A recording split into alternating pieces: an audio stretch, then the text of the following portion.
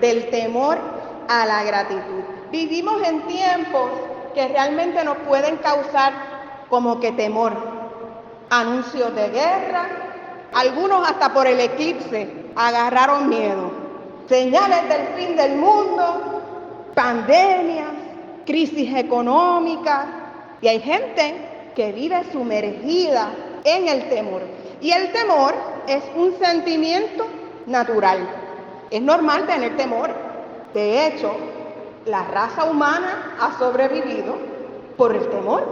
Porque usted imagínense, el hombre de las cavernas veía un león gigantesco que iba a devorarlo y si no sentía miedo, ¿qué iba a hacer? Ir a acariciarle la melena. El temor le ayudaba a los seres humanos a prevenir el peligro y a buscar alternativas para resguardarse. Desde tiempos antiguos, el cerebro del ser humano está diseñado para recibir las señales de alerta y defenderse.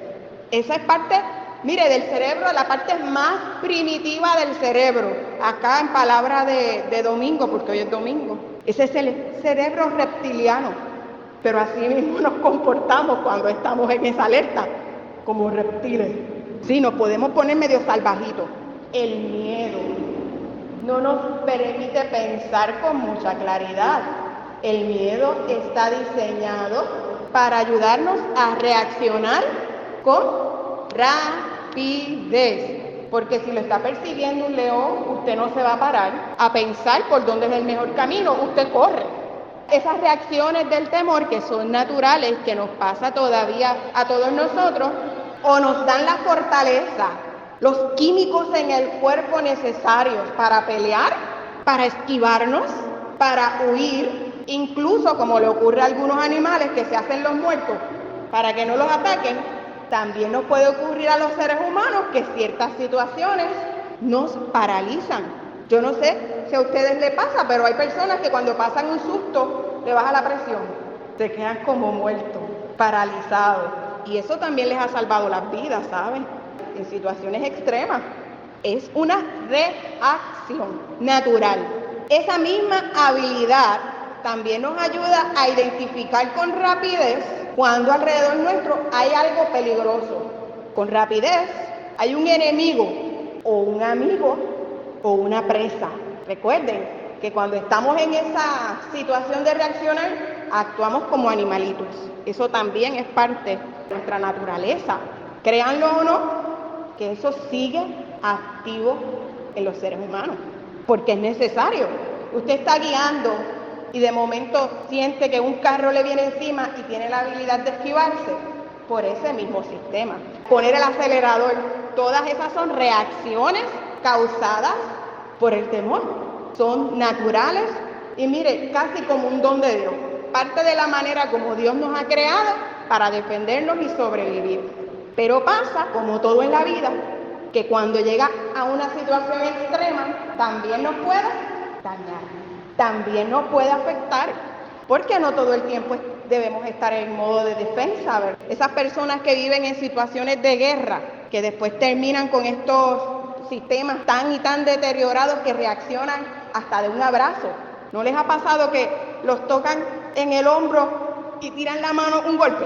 Ahí está diciéndonos nuestro cuerpo que el sistema está herido, que nuestro cuerpo y nuestro corazón puede estar lastimado por tantas situaciones extremas que podamos haber vivido. Así que necesitamos un poquito bajar las revoluciones. El temor, el estado de defensa se vuelve perjudicial, se vuelve dañino. Y tenemos que reflexionar, y es importante reflexionar en esto para nosotros y nosotras como puertorriqueños particularmente, porque hemos vivido muchas situaciones difíciles y extremas, una detrás de la otra. ¿Hace cuánto pasó el huracán María? Y todavía, si oímos que viene un huracán, nos ponemos en estado de alerta máxima, aunque sea categoría 1. Y después del huracán vinieron, ¿qué? Terremotos. Y un terremoto de por sí no es fácil. Y ya nuestro sistema estaba agobiado. Pero después vino una pandemia mundial. Llueve sobre el requete mojado.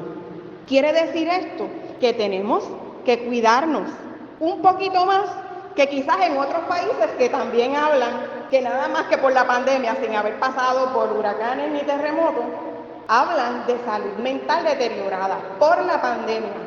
Pues nosotros tenemos que tener como puertorriqueños doble cuidado, porque no fue solamente la pandemia.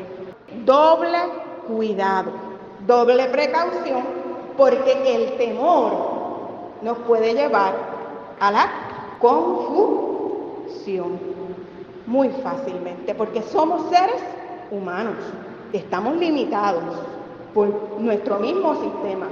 Y a veces hay quienes dicen que los que tienen fe no se deprimen, o que los que tienen fe no les da ansiedad. Mire, y eso es tan lógico como decir que a una persona cristiana no le sube el azúcar, ni la presión. ¡Qué barbaridad! Todos nos podemos enfermar. ¿Y qué hacemos en medio de la enfermedad? Nos atemorizamos y salimos corriendo. Nos ponemos a pelear con Dios o nos paralizamos y nos quedamos como muertos. Esa podría ser también nuestra reacción muy humana. ¿Qué hacemos delante del temor? ¿Cómo reaccionamos? Algunos son media mecha corta. Ante el temor reaccionan con violencia. Algunos abren la boca y meten las patas. El miedo nos hace reaccionar. Otros se paralizan, otros lo internalizan y comienzan a crearse ideas erróneas. Y aunque no se pongan violentos, aunque no abran su boca para decir nada, se crean unas ideas erróneas que se lastiman a ellos mismos y a los demás. El temor causa esas cosas. A veces temores irracionales, como el temor al rechazo, temor al abandono, temor a ser lastimado, temor a que venga otra catástrofe. Nos lastimamos, nos herimos. Y si seguimos en esa misma forma de pensamiento, llegamos a ver la vida solamente con lo negativo. Todo lo que pueda ser peligroso, todo lo que pueda ser dañino. Nos podemos enfermar y creamos nuestra mente para identificar aquello que estamos buscando. Hay un refrán que dice: el que busca, encuentra.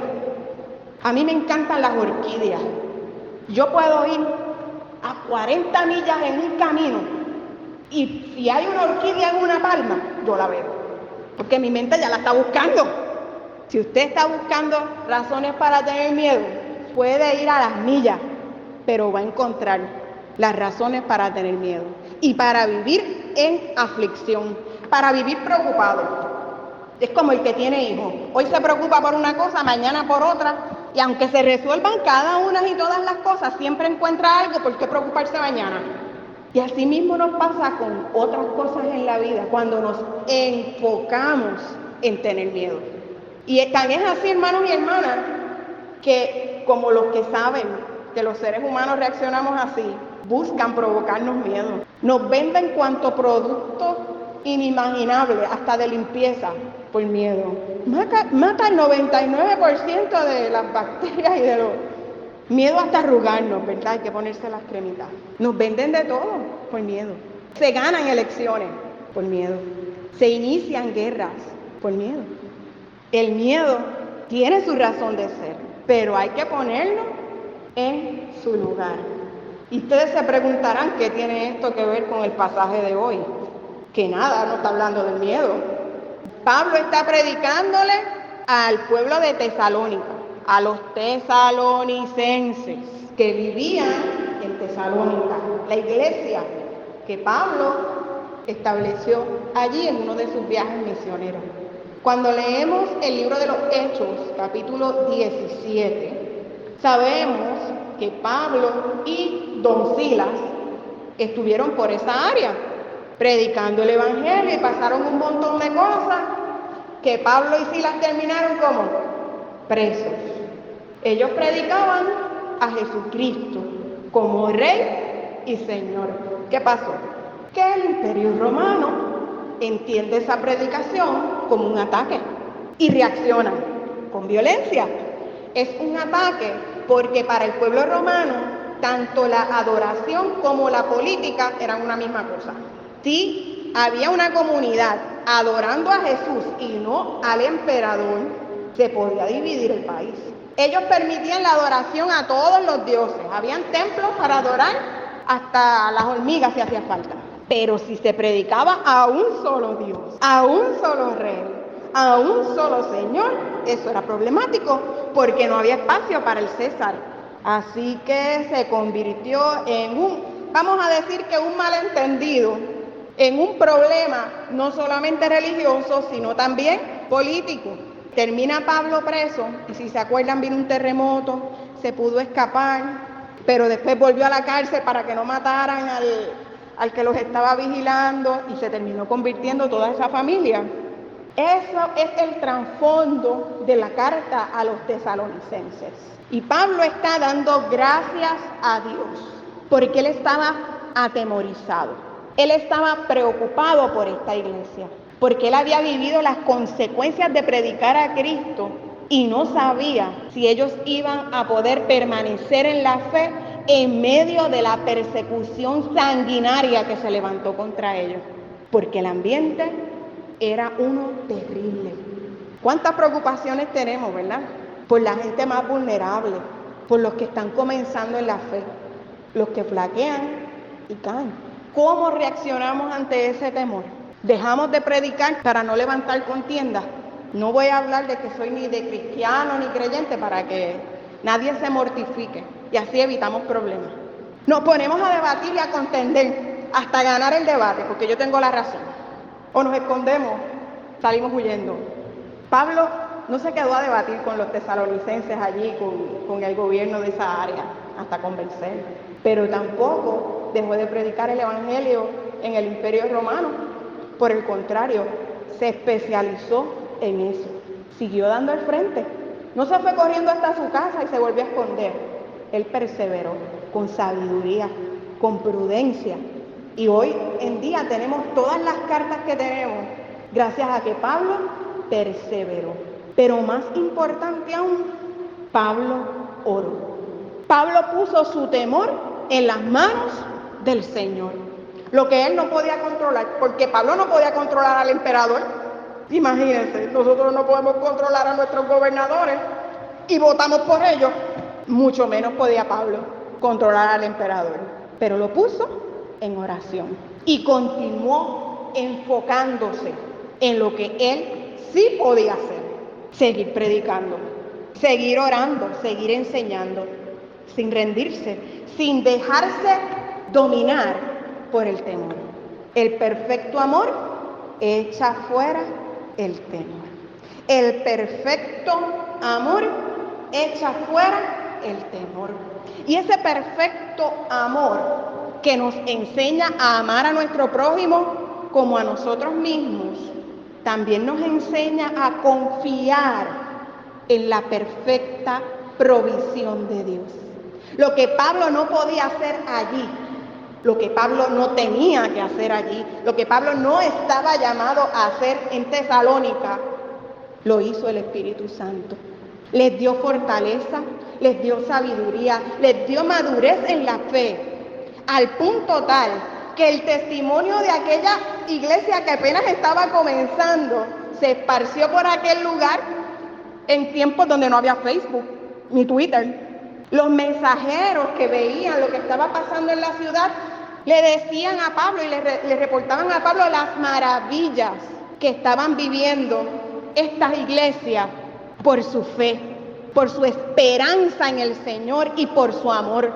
Qué lindo, porque las obras que hacían estaban llenas del amor de Dios.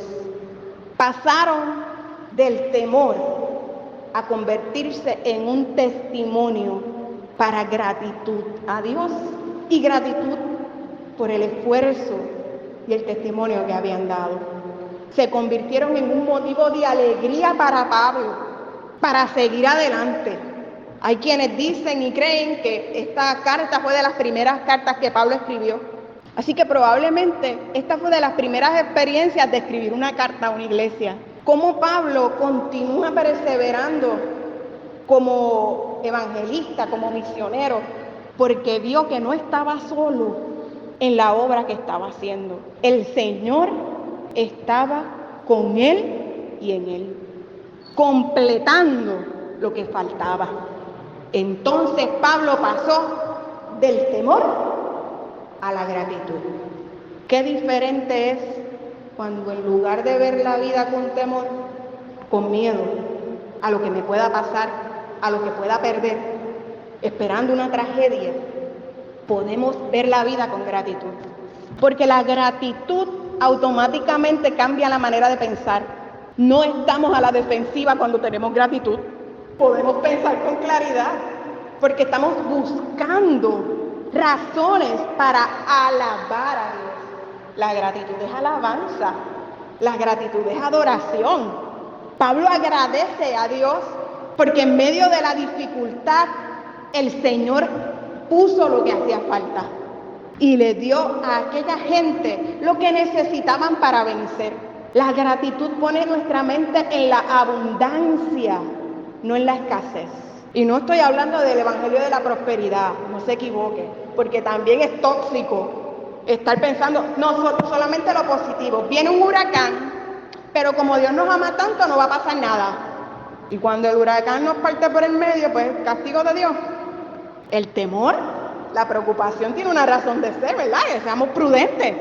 Es no dejarnos llevar por el temor, el problema.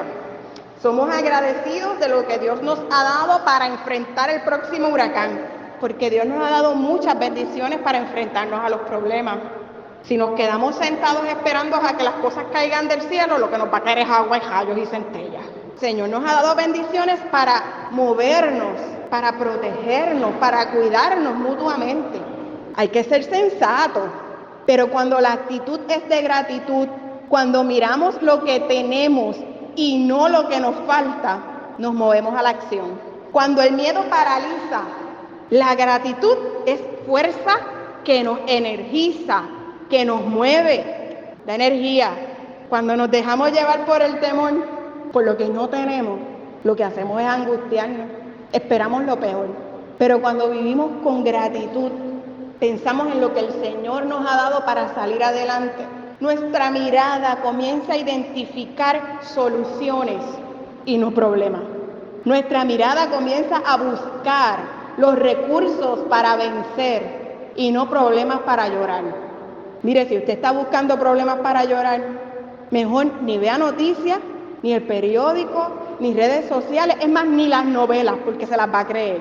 Va a terminar orando por los personajes de las novelas. Nos las creemos, la vivimos. O si no, se va a poner a recordar las cosas, los dolores de antes y se queda ahí, remojando el dolor. Los resentimientos y las preocupaciones, eso enferma.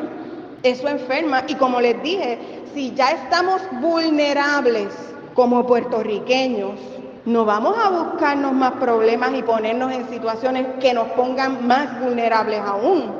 Tenemos que comenzar a transformar nuestra mirada del temor a la gratitud, a ver lo que el Señor nos ha dado para seguir adelante. Si busca usted motivos para estar triste o para ponernos de excusa, para quedarnos paralizados, va a encontrar un montón. Yo tengo muchas cosas que hacer. Yo estoy demasiado enfermo. Yo tengo demasiados problemas y no me voy a buscar más. La gente de Tesalónica hubiera hecho eso. Hubieran abandonado a Cristo en el momento. Yo no me voy a buscar un problema más. Si voy a testificar de mi fe, que sea por lo bajo, nada más que en mi casa, porque no me voy a buscar más problemas. Pero el Señor les movió a dedicar sus vidas. Y aquello que ellos hicieron allí, en su ciudad, tuvo un impacto a todas las naciones alrededor, a otras iglesias, por escuchar la perseverancia que tenían para continuar adelante a pesar de la persecución. Y hoy quizás nosotros no vivimos una persecución como la vivieron las iglesias en aquel tiempo, pero sí vivimos un tiempo de mucha necesidad espiritual, donde el temor nos quiere robar la paz y donde hay muchas fuerzas buscando dominarnos por el miedo y manipularnos con miedo. Y no les importa si nos dañan o no. Como único nos resguardamos es confiando en el Señor y manteniendo nuestra mente y nuestro corazón en Cristo. No para ignorar los retos de la vida, ni las situaciones difíciles, sino para reconocerlos y enfrentarlos con fe, con esperanza en Cristo Jesús, porque el futuro está en las manos del Señor. La palabra nos asegura que es bueno, no importa lo que veamos, el futuro está en las manos del Señor. Aunque el tiempo sea difícil, aunque se eclipse el cielo, el Señor nos ha hecho fuertes y nos ha ayudado a vencer todos estos tiempos duros, como lo ha hecho antes en la historia de la humanidad. Les ha ayudado a vencer a su pueblo con fe, con esperanza, con amor, a resistir y a seguir sonriendo con gratitud, porque eso es lo que este mundo necesita. Necesita saber que se puede vivir de manera distinta, hayan o no hayan likes en las redes sociales, nos arruguemos o nos llenemos de canas. La vida sigue siendo del Señor y sigue teniendo bendiciones maravillosas por las que dar gracias y alabar al Señor. ¿O no dice la palabra que alabemos al Señor en todo tiempo? Que su alabanza esté en nuestra boca. Eso es gratitud, es reconocer las bendiciones lindas que nos ha dado el Señor, porque el Señor sigue multiplicando los panes y los peces. El Señor sigue multiplicando las fuerzas al que no tiene ninguna. Podemos seguir diciendo, diga el débil, fuerte soy, porque somos del Señor. Y el Señor no nos abandona. Venga o no venga el huracán, venga o no venga el terremoto.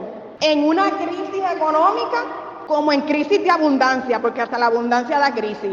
En todo tiempo el Señor está con nosotros, el Señor está con su pueblo, pero no solamente está con nosotros, está en nosotros, para que los de afuera también vean el testimonio del amor de Dios, para que tengan un lugar en donde saciar su sed y su hambre, para que haya un espacio de sanidad para los que tienen el corazón herido, los que han pasado la zarza y el Guayacán, el Niágara en bicicleta, sin el Señor. Porque si creemos nosotros que estamos nerviosos por todas las cosas que han pasado, imaginen cómo están los que no tienen fe ni han tenido conocimiento del Señor en este tiempo. Hay mucha necesidad. Hay mucha gente que necesita que oren por ellos y los lleven de la mano del temor a la gratitud. Hay mucha gente que están enfocadas solamente en las cosas negativas que anuncian por las noticias, porque las noticias buenas no venden. Las cosas buenas no se anuncian porque a nadie les llama la atención. Pero eso también es algo del cerebro, ¿sabes? Sí, estamos diseñados para ignorar lo bueno. Según la neurología, la ciencia que estudia el cerebro humano, para tú hacerte consciente de algo bueno, tienes que reflexionarlo por lo menos 15 segundos. Si no, tu cerebro lo borra. Algo malo lo puedes ver con el jabito del ojo. Es una forma de defensa. El cerebro está para defendernos de los peligros, y las cosas buenas no son peligrosas. El cerebro las olvida. Por algo, el sacramento de la Santa Cena es para recordar, porque si no hace tiempo hubiéramos olvidado las misericordias del Señor. Alabar a Dios, adorarle en gratitud, recordar sus bondades y su fidelidad, es un acto de rebeldía contra nuestro cerebro. Es un acto de disciplina que transforma nuestra vida y nos hace diferentes a los demás. Pasar un tiempo diario dando gracias al Señor nos da la serenidad que necesitamos para vivir en la paz de Cristo en medio de la tormenta. Si nos dejamos llevar por el temor, si nos dejamos llevar por la ansiedad, si permitimos que los problemas de la vida nos dominen, nos dejamos arrastrar. Y camarón que se duerme, tenemos que estar vigilando en gratitud. No esté vigilando por encontrar los problemas, porque entonces olvídese que los va a encontrar. Tenemos que estar vigilando por las razones para adorar a Dios y dar gracias. Estar alertas ante las obras del Señor en medio nuestro, porque el Señor sigue haciendo cosas maravillosas.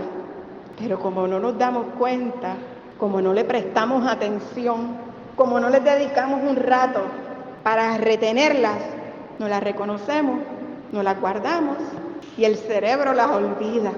Si ponemos nuestra mirada en la gratitud, en las bendiciones de Dios, nos volvemos personas más bondadosas, nos llenamos de esperanza, nos fortalecemos, nos llenamos de la energía del Espíritu Santo para seguir adelante. Se nos calman hasta los dolores. La gratitud es bien analgésico, natural. Puede ser contradictorio, pues agradezca por otras cosas y va a ver cómo se alivia el dolor, el físico, el mental, el emocional, el espiritual. Eso hace la gratitud. Nuevamente, no es para que vivamos en el evangelio de la superfe ni de la prosperidad. No es que ignoremos la realidad que vivimos y nos metamos en una burbujita, porque eso también hace daño. A la larga terminamos decepcionándonos, porque no todo lo que declaramos con nuestra boca se cumple. No todo lo que nosotros pedimos para que sea el ideal que esperamos ocurre.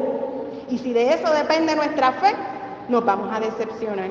Es que miremos las cosas que sí el Señor ya está haciendo en nuestra vida.